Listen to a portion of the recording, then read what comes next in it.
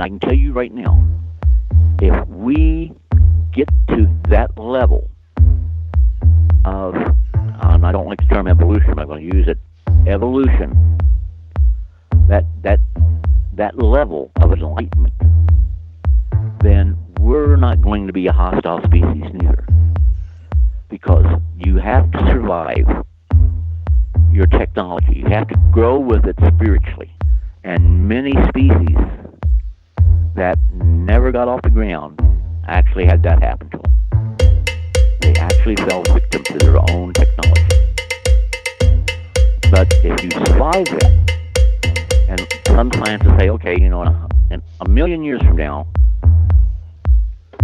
that curiosity is always going to be there. And the question, is there an end to science? No, there's no end to science.